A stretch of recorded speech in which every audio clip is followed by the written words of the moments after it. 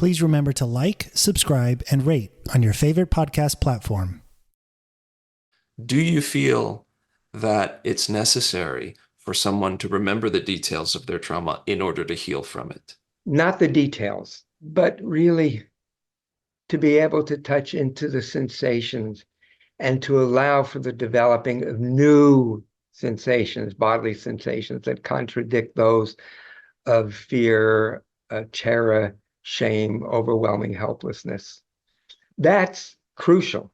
If memories come up, that can be helpful, but by no means necessary. Without healing, traumatic experiences can have an enormous impact on defining who we are and who we will become. Wade Robson and myself, James Safechuck, are both survivors of childhood abuse. In this podcast, we're talking with survivors, trauma specialists, and advocates, highlighting the many resources available in order to inspire the brave steps to starting or continuing the healing journey.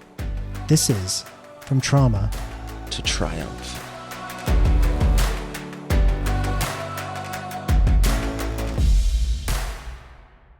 Hey everyone, and welcome to our podcast, From Trauma to Triumph, with myself, Wade Robson, and James Safechuck.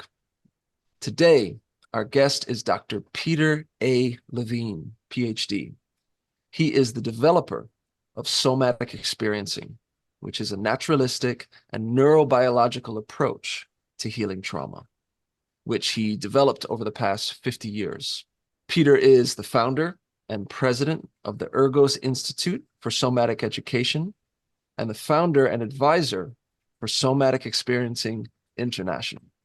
The recipient of 4 Lifetime Achievement Awards, Dr. Levine is also the author of several best-selling books on trauma, including Waking the Tiger, In an Unspoken Voice, and Trauma and Memory. In this conversation with Peter, we speak about his brand new book entitled An Autobiography of Trauma, A Healing Journey, where he shares his personal journey to heal his own severe childhood trauma. We also talk about the somatic experiencing technique and its application, along with topics like dissociation, shame, self-compassion, and the role of community in healing. It's really a powerful and I think enlightening conversation, and we hope you enjoy. Dr. Levine, thank you so much for being here. It's really an honor and a privilege to have you. Oh, thanks. If I could give a little aside, also a personal thank you that somatic experiencing has been a huge part of my own personal healing journey. So I'm also incredibly indebted to you for that as well. I'm kind of surprised, but maybe shouldn't be so surprised, that a number of the people that I've talked with, on interviews, have had a direct experience of somatic experience, or somebody close to them has been and continues to be so profound. So glad. Thank you and everyone that you work with as well, So yes, congratulations on your new book, your autobiography, An Autobiography of Trauma, A Healing Journey. So yeah, I'm curious, you've been writing books for decades, Right. Right? Bestsellers, amazing books, mostly about your work, right? And Correct. healing from trauma. Mm-hmm. And so I'm wondering, why does now feel like the right time to tell more of your personal story? That's an important question. And let me kind of go in sideways.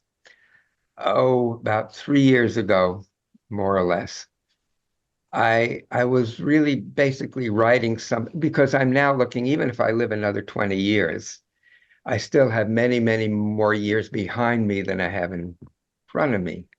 So I thought it was time that I really took a reckoning about myself, that I excavated my story for my own purposes. It was not at all thought to be written, published as a book. And so it really took me into some beautiful places, some difficult places, some beautiful places.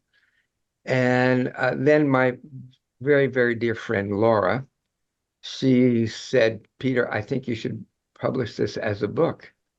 Mm. And I remember saying, no way, it's too tender, it's too vulnerable to make this in a public way. And she said, well, why don't you think about it? Because I think it could help a lot of people dealing with their own healing, their own recovery. And so I thought about it, and I could not make up my mind. Often, and this has been the case in a number of times, when I'm frustrated with something or not knowing where to go, maybe that's a better way to put it, I'll have a dream, and the dream will make it pretty clear of what the direction is. My unconscious is telling me what it needs to tell me. In this ambivalent state, I had the following dream.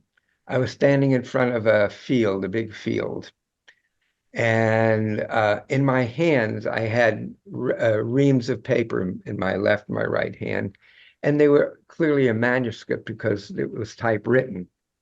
And so I looked from one to the left, to the other, to the right.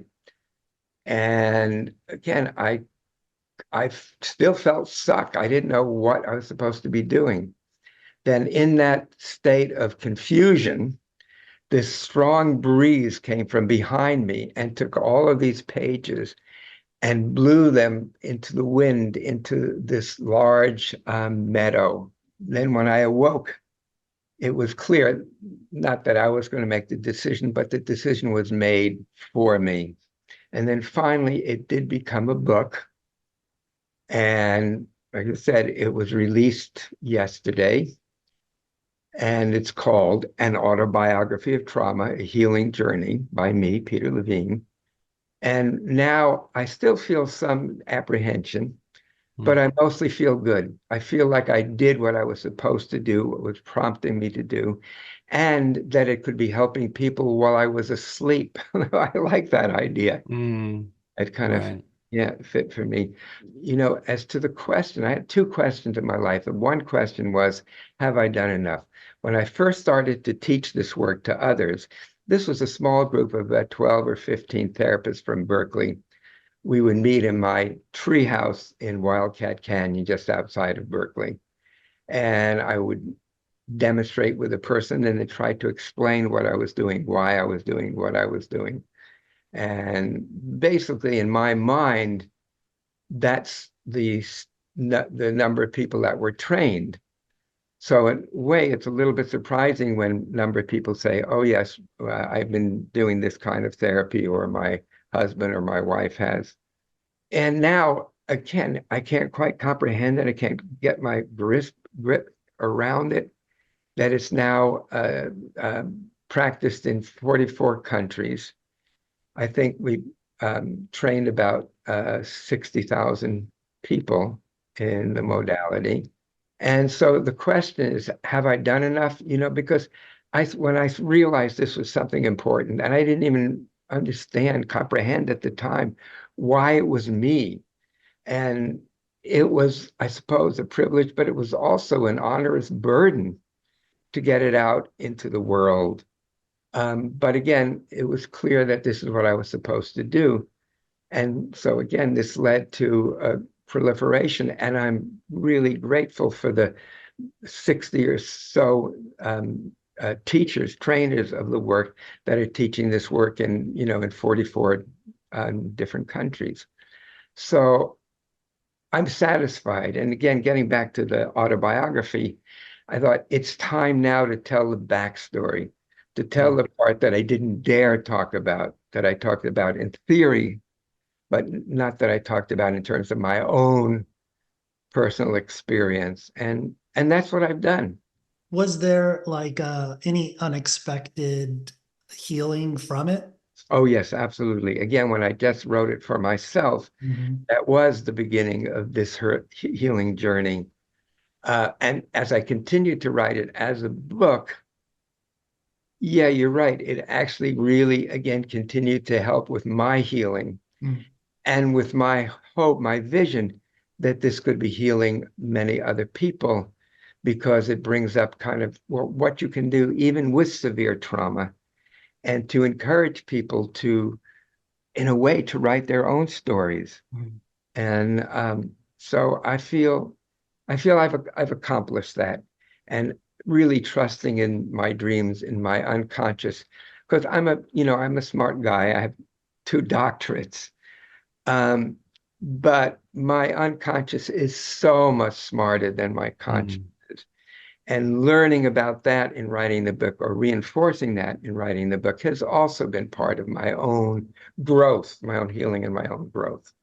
Has there been, over the years, learning when to trust your subconscious? And like, how do you know when to listen, when to not listen? That's a really good question. Because as I look back, there were certain dreams that I had that they could have possibly been misleading. But other things happened that really reinforced that it was the right thing. Carl Jung talked about synchronicities. These are coincidences that happen to us.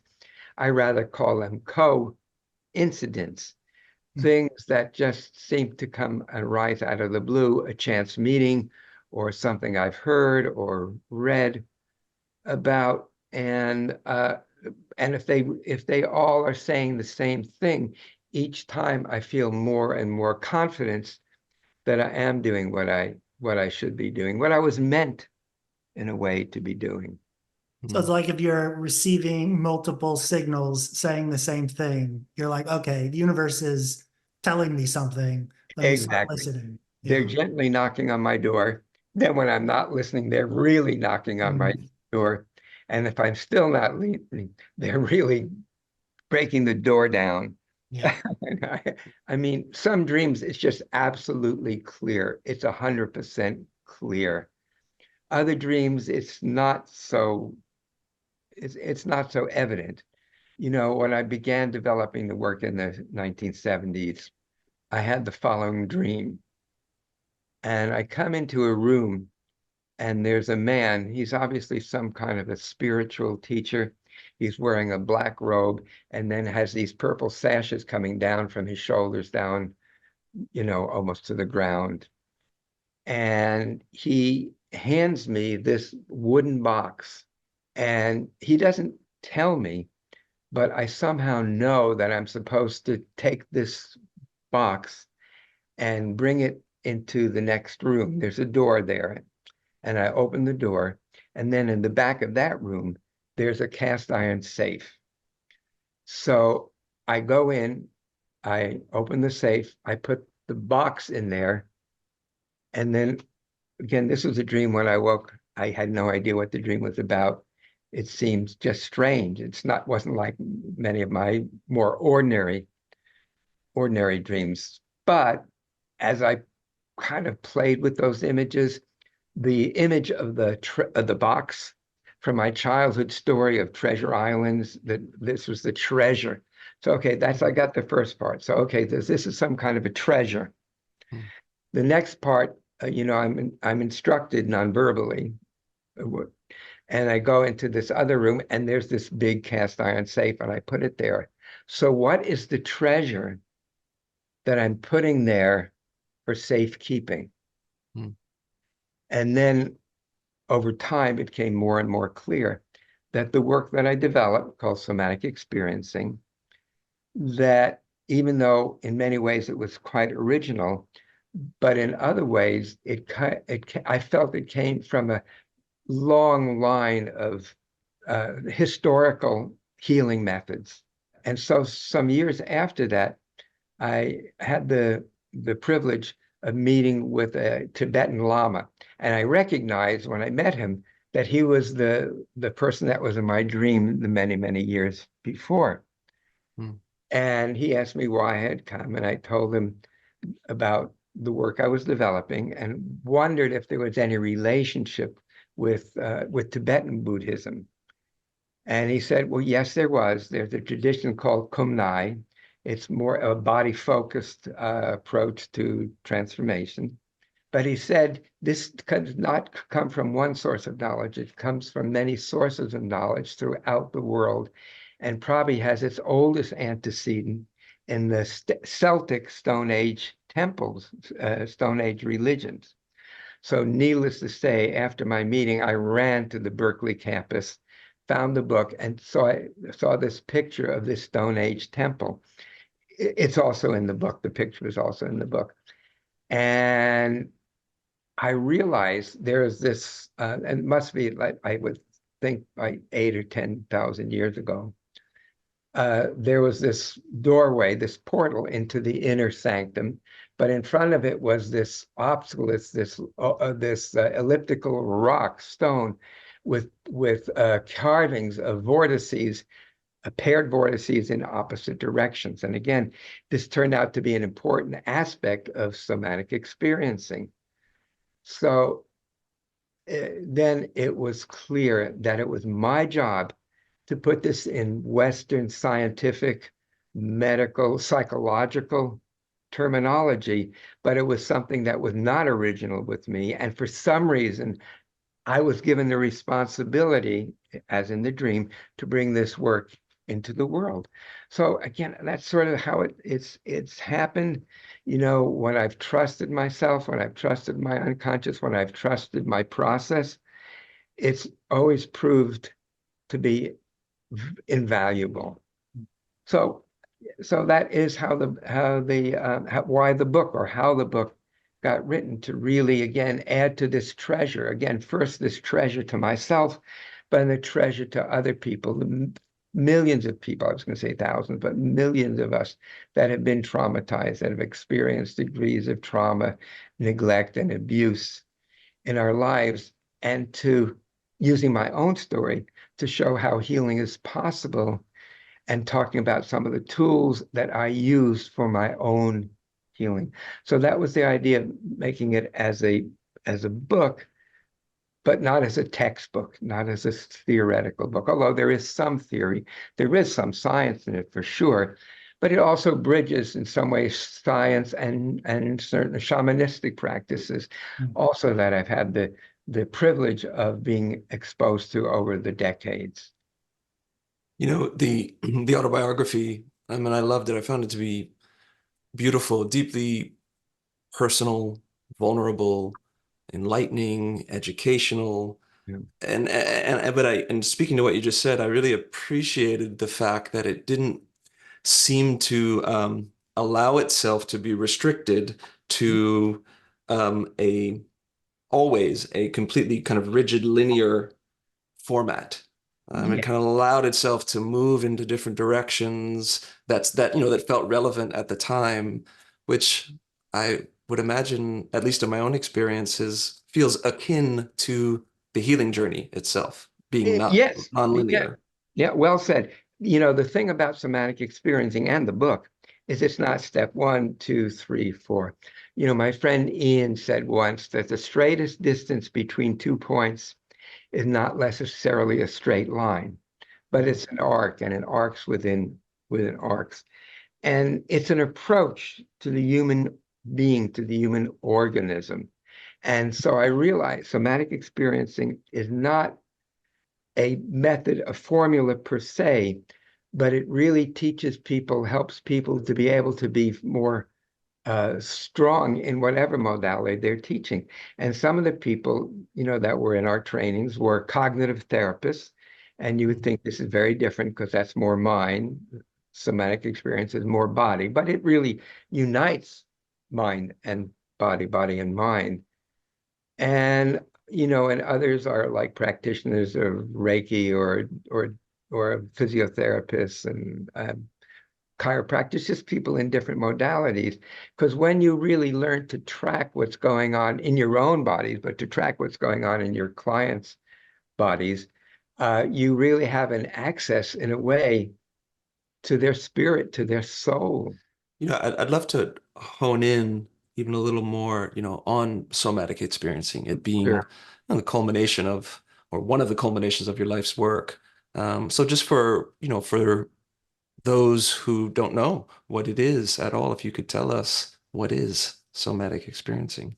Well, it's the living experience, it's the experience of the living, knowing inner body, not just the anatomical, physiological body, which is important, of course, but also the sensing, living, knowing body. But let me give you kind of a practical example. You go outside and you see somebody's had an accident. Somebody was maybe hit by a car and they're laying on the ground and they've been injured. And you get this yuck feeling in your gut. Then that night, I'm laying in bed and all of a sudden I see like an image that I first saw of the person being injured. And it brings up that gut wrench in my gut. Well, that gut wrench is still there. It's been there. It hasn't gone away. And until the bodily experience changes, then the whole experience won't change. And so to work with how it gets stuck in the body, how we brace against injury with our shoulders, how we contract our necks into our bodies like a turtle, how our guts twist, how our heart beats pounds wildly. These are all things the body does. And if it continues to do these things, then we continue to be traumatized. It continues to tell the brain that you're experiencing threat, life threat possibly. So until we change that inner experience, that experience won't change. And that's really the basic idea of somatic experiencing, is to be able to change the experiences in our bodies that contradict those of bracing, of contraction, of overwhelming helplessness, because the body can't experience both at the same time. We either experience trauma or we experience openness, we experience flow. So finding these new experiences, in writing the autobiography, I revealed some things that have happened to me as a child that were overwhelming, that were terrifying, that were brutal. And when I started writing it as a book, I realized in somatic experiencing, we never have the person go right to the core of their trauma. I think that's a bad approach. Like sometimes it's called prolonged exposure. You just expose the person over and over to drain the swamp. And I think that's often actually counterproductive. In the book, I didn't want to take the reader right into the horrible thing that happened to me. But then I remembered the session that I did when I was having these different symptoms, these different sensations that were disturbing, and images that would come into my mind's eye. I realized it was time for me to get a dose of my own medicine. So I asked one of my students to sit with me to help me process these sensations. And she did her job very, very well, because the first thing that came up was an image, a picture, a memory. When I was about 4 or 5, it was my birthday. And in the middle of the night, my parents installed a model train track underneath my bed, out into the room, back, and then back under the bed again. And when I woke up, imagine that. The train was going around the tracks. I was so filled with excitement that I literally jumped out of bed, went to the transformer, made it go faster or slower, made the horn go toot. And in that moment, I knew that I was cared about, even though later experience in a way contradicted that. But that was there. It was installed. It was in my body. It was living in me. So when I did gradually come to uncover the violence and in this case, a rape that happened, because my family was threatened by the mafia. They wanted the attorney general wanted my father to testify against the mafia. And there's this man who was the lead in the mafia, a man named Johnny Dio. He was featured in the Goodfellas, the movie, and also The Irishman. And I have a picture of him in the book. This is a guy you don't want to mess with, because he'll kill you. And so this went on for many, many years. And what I pieced together is that I was then beaten and raped by members from that mob to tell my parents, so that my parents would know how serious they were. They actually told my father at one time, if you testify against me, you'll find your family face down in the East River.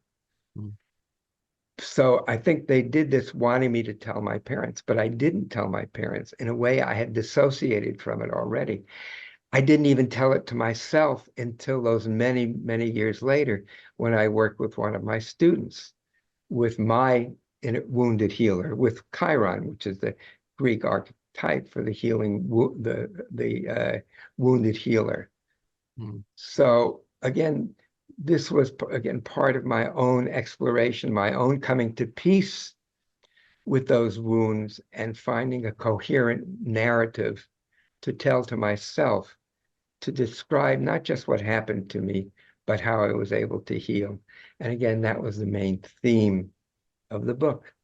That In the book, when you talk about this trauma that you experienced as a kid, you say it was buried in the recesses of my mind, but my body remembered it. yes, that's right. And every time I would go to school afterwards, my breath would constrict. I experienced a kind of a panic going that 35 minutes to school and then 35 minutes back from school, consciously not, but it was my subconscious knew that I could be again attacked again, raped again.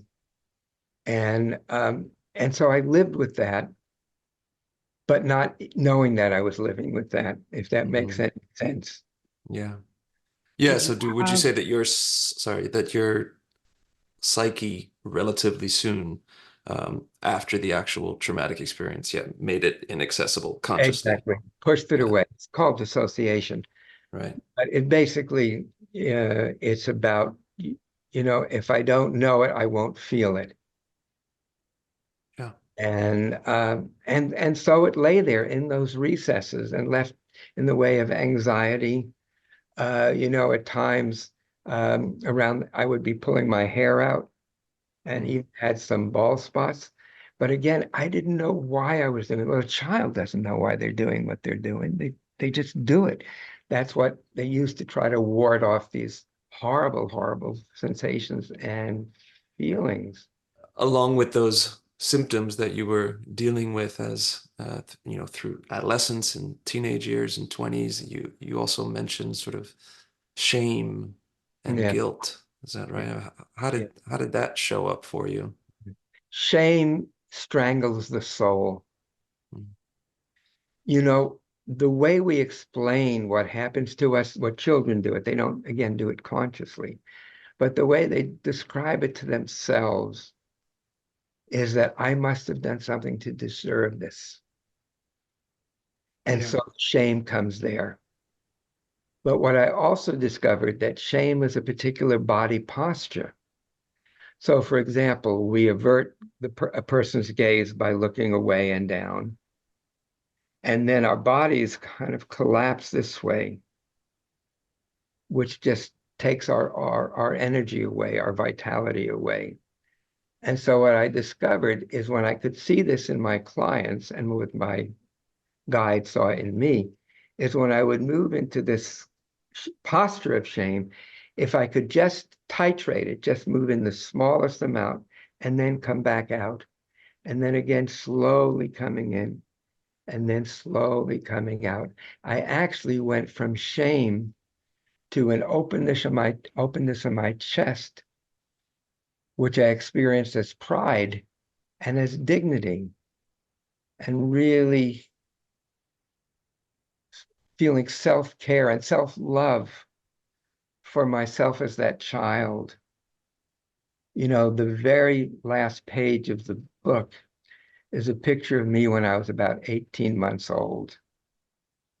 And I realized that the journey, this excavation, this book, was about returning to that vibrant 2-year-old. And that was in a way completing this circle. The last chapter was called Living My Dying, which is about coming to my mortality. But as part of that, to be held in loving embrace with loving kindness by myself and to those people who care about me and love me. So, yeah, so this was quite a journey, and I'm ready to share. Mm. And again, like, it's really very beautiful feeling to know that you can be helping people, other people, while you're asleep. You speak about self-compassion all over the book. And Yeah, self-compassion is like one of the tools to combat the shame. Because like you said, yeah, you're blaming yourself and you're feeling that shame. yeah, yeah, I think it's foreign to people to think about compassion for yourself. yeah, You yeah. always think about compassion for other people, but Well, compassion yeah, for yourself. yeah. I mean, in a way, there's a kind of a Buddhist meditation where you feel that compassion to somebody you care about. And then can you take that same compassion and feel it about yourself, about your story, about your history? Was there a time in your life when you felt somebody met you with compassion? So, but all of these are the same inner bodily states, bodily experiences, but different aspects of it. So, yeah, I mean, I think in some ways that's the most difficult challenge for people who have been traumatized is to come to self-compassion. And I think that's one of the reasons I talk about it throughout the book, to talk about different ways that I came to my self-compassion, to compassion for myself, and greater compassion for all the other people in the world that have been traumatized and that are wanting healing, that are their instincts tell them that they deserve to be healed. I mean, in a way, the theme of the book is about self-compassion and about telling other people who have been traumatized that this is possible, that it is possible. It may be a difficult beginning. With persistence, it will occur, it will happen. In the I Ching, there's a hexagram that says perseverance furthers. So curiosity, perseverance, self-compassion. Those are all things that take us, our hand, through our healing journey, to our healing journey. And When you spoke about as a child or young man having that feeling that something to do with your trauma, what happened to you was your fault. that's I can relate to that. I know James can relate to that, and so many survivors of any kind of abuse can relate to that. And in many cases of people who have been abused, that that sort of shame was directly put onto them by the abuser. This was your fault, this was your idea, or that's whatever it right. may be, right? But then in some cases, not necessarily. And I'm just wondering, not necessarily explicitly put onto them by somebody else. Why Right. do you think we humans have such a propensity to go straight to that place of it's my Yeah. fault? It's interesting. I think children are incredibly brilliant. And in other words, to not feel like this is some random event that happened to them, that it's something that they caused, because at least you then have some control over it. I mean, to the adult, that doesn't make sense, of course, but to the child, and they don't think about it logically, but it's very much something like that. If I feel shame, if I feel lack of self-compassion, there must be a good reason for that. And that reason is because I was the one who caused it. Mm. And Wow. no, and we live with that until we get a different perspective and see, oh, wait a minute, that's not the case. What happened to me when I was a young child, maybe even a baby, it had nothing to do with me wanting it. It had to do with something that came from those outside of ourselves that were not kind, that were in some cases violent, in some cases neglectful. And again, if we can somehow frame it so that we caused it, then maybe it's not such a random event. Mm. So of course, it doesn't help, in a way, makes things worse. But it's a way, at the time, it's this attempt to explain to ourselves what happened and that we were responsible. And because we're responsible, we should be feeling shame about that. Yeah. And yeah, and of course, that's not the case, but it takes a while sometimes to get from point A to B. Wow, it's powerful. Never thought about it quite that way. It's like, at least if I have that, if it's my fault, there's something I can hold on to there. Exactly. It becomes somewhat tangible. Right. But then, of course, it's maladaptive because all of our relationships, we come to it with our shame. And you can't be in a healthy relationship when it's based on shame. What, what are some of the roles that you think self-compassion plays Oh, in the God. healing journey? Well, in a way, it's the opposite of shame. Self-compassion is about, well, it's about self-caring and self-love. Sometimes they say, well, the person just loves themselves. How self-centered, how egotistic could that be? No, no, it's the opposite. Self-compassion and self-love lets you be there. It lets you be available to others. Self-compassion is also compassion, is empathy, the capacity for empathy to others. And this is not only the greatest gift we can give to others, and it is, but it's also the greatest gift that we can give to ourselves as well as to others. And I mean, if you think about this, maybe as a thought exercise, if everybody in the world, in the known universe, was experiencing self-compassion, what would that world be like? What would it be like to live in a world like that? I would say that it would make all the difference in the world, that the world would not be constantly in conflict, in wars, in repetition trauma, but it would be with kindness, with generosity of spirit, with caring for our fellow human beings. Yeah, it's like a muscle, and the more you do it, it just doesn't get directed at yourself. Then you're able to do it with other people. Yep, exactly. Practice. Yeah, Yeah, it's practice. practice. So it's Yeah, there's a saying in Papua New Guinea, they have a saying that if knowledge doesn't exist within the body, the word they use is in the muscles, then it doesn't exist. And this is the importance about, again, working with the body, because self-compassion as a concept doesn't really do the trick. Self-compassion as a felt bodily experience changes the world, changes the way we see the world.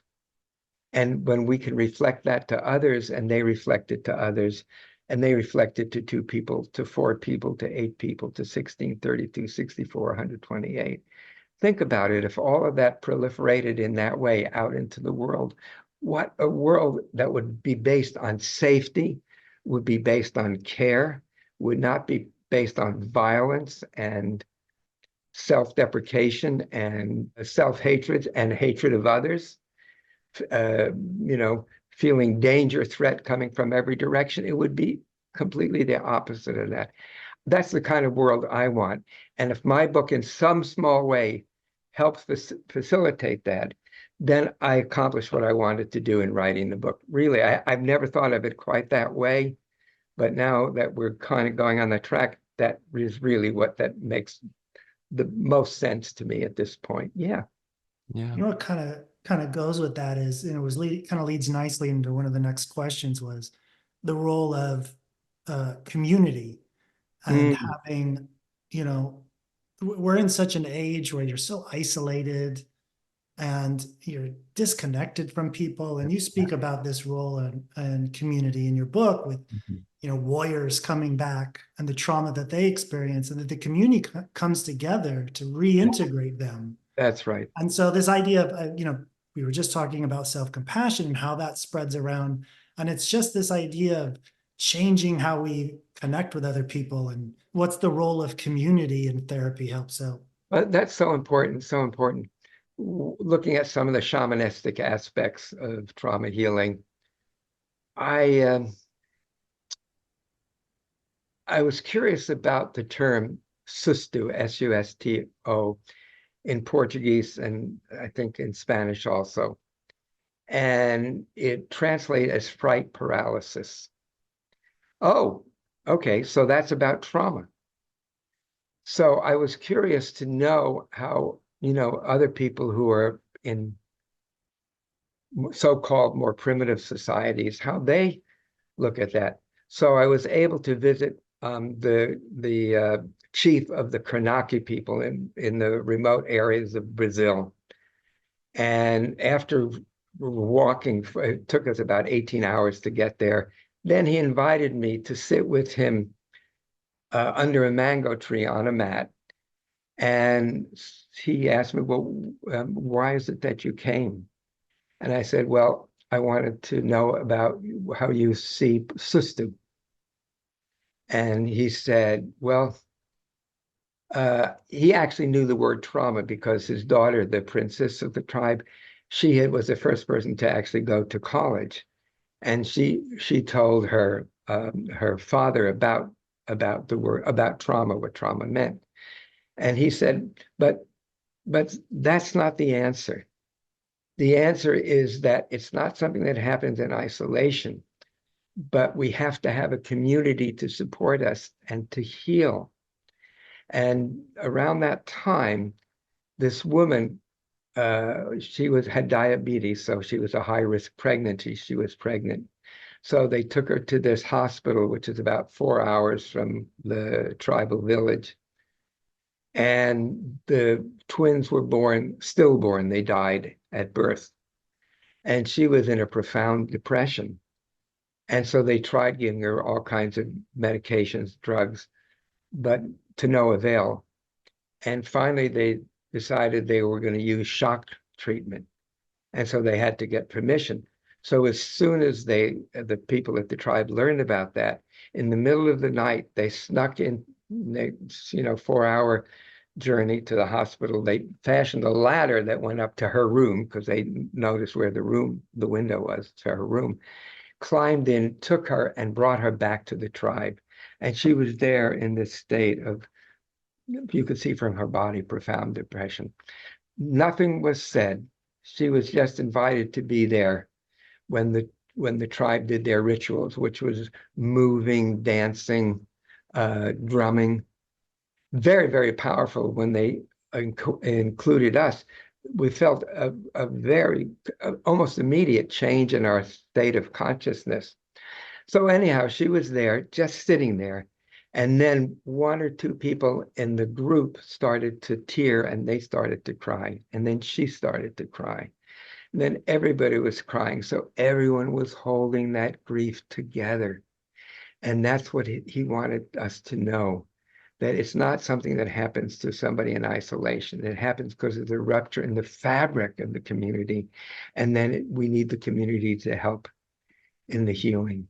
And so a number of other examples when I was also had the privilege of teaching at the Hopi Guidance Center, the Hopi Reservation in Second Mesa, Arizona. I learned a similar lesson from them about how they saw the healing of trauma. Again, not as an individual, but as a community. And this was one of the big lessons that I've had. And one of the chapters basically is about that lesson and how it maybe applies to us moderns. I mean, look, computers, iPhones, all of that stuff is done, from an individualistic society. It's not about a society that's sharing feelings, although they're not necessarily mutually exclusive. So there are advantages to that, but at what a cost? And I think that cost is a disconnection from ourselves and from our own healing capacities. And I believe that we all have this instinct to heal, to move towards wholeness, to grace into wholeness. And that when we activate that, that's when we experience the deep healing. It's just relating to someone who's, has trauma that they feel shameful for, and their instinct isn't to rely on others or share with others or being to hide. Communities, to hide, just completely counterproductive. But you need to get rid of the shame so that you can share it with other people, so that you can help experience that community healing. And I'm not sure if that goes in that sequence. So you have to heal the shame to be in the community. But also being in the community actually assuages some of the shame. Mm-hmm. It says not, non-verbally, there's nothing you have to be shamed about. So yes, They go yeah, together. Yeah. both. It's both. It's both. And one of the things I've discovered is that shame is, as I mentioned, a specific bodily posture. So we look away when we're feeling shame. We don't want to meet a person's eyes, a person's gaze. We look down and away, and our bodies collapse inward, and we get stuck there. And because the body keeps telling the mind, the brain, that they should be experiencing shame, we do then experience shame. But when we learn to sense that, to feel that in the body, to gently touch into it, not to go into it too quickly, not to go into it too much, but just touching into it and coming back, we move from shame to the beginning, the nascent development of pride and of dignity. In relation to our modern society and the degree of isolation that a lot of us live within, do you have any, in relation to community healing or healing within the community, do you have any recommendations or thoughts for people how to move more towards that community healing experience? I think it's a lot about intention. It's the willingness to share with others our own story. Well, again, the autobiography of trauma was my sharing of it with the reader. And in doing that, I was connecting with the reader. And by feeling that connection, that also kind of reduced some residual shame that I had, that I was doing the right thing. And I could feel proud about it. I could feel good about it. I could feel dignity in bringing it to others. So I think the sharing of our journeys is important. And in the book, a number of times, I really encourage people to write their own stories, because that's where I started. And to just do it for yourself. I mean, if sometime you want to write it as a book the way I did, that's great too. But just do it like as a journal, as an exploration, as an encounter with these different hidden parts of ourselves, of yourselves. And to do that, knowing that we're doing that in a community, because we are doing it in community, because other people are doing it other places in the world.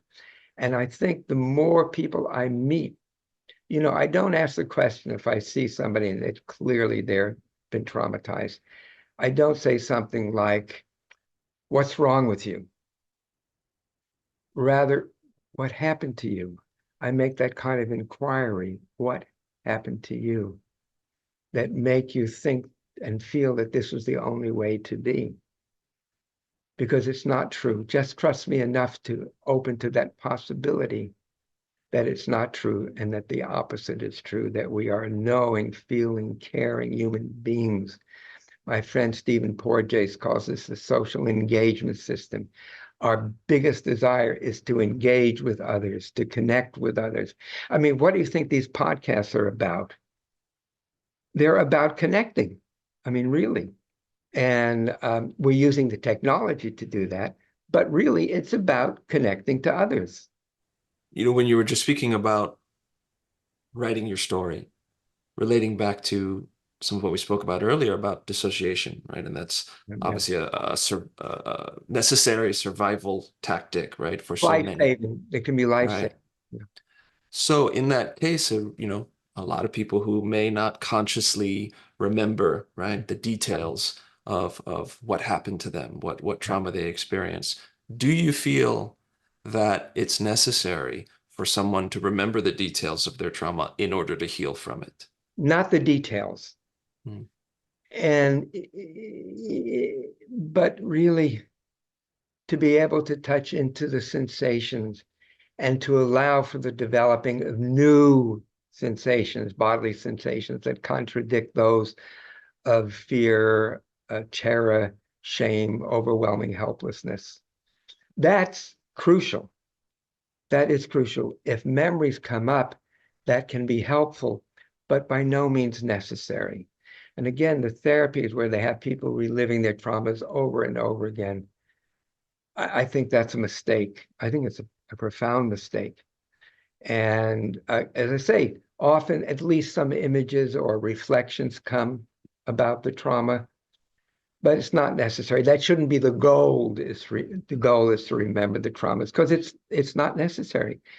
It really is to change our inner experience and maybe to look back at those traumas and form a coherent narrative. Again, that's sort of what I did in the book. That was kind of putting together a coherent narrative about my life story. When again, was originally for myself, it was the trajectory of my life, how I went from point A to B to C, not directly, but through many different comings and goings and iterations.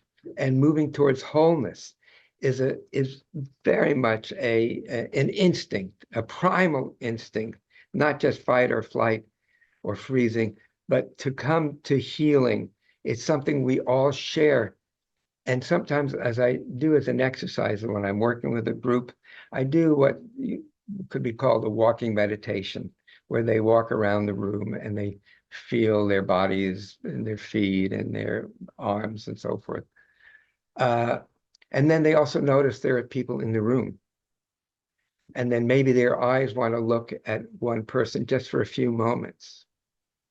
And then to realize that that person that you just saw and that who just saw you, that person may have had all kinds of trauma and abuse, but they have the capacity for healing, self-compassion and healing.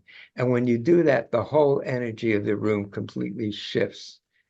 You know that if this went to 2 more people and 4 more people and 8 more people and 16 and 32 and 128 and 256, this would just spread out and ripple out throughout the world. And that, if my book has contributed to that in even the smallest way, then I am relieved of my duty.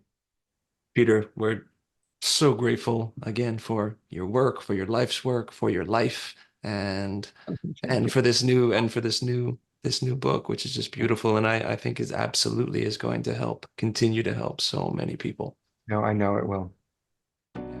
This is From Trauma To Triumph.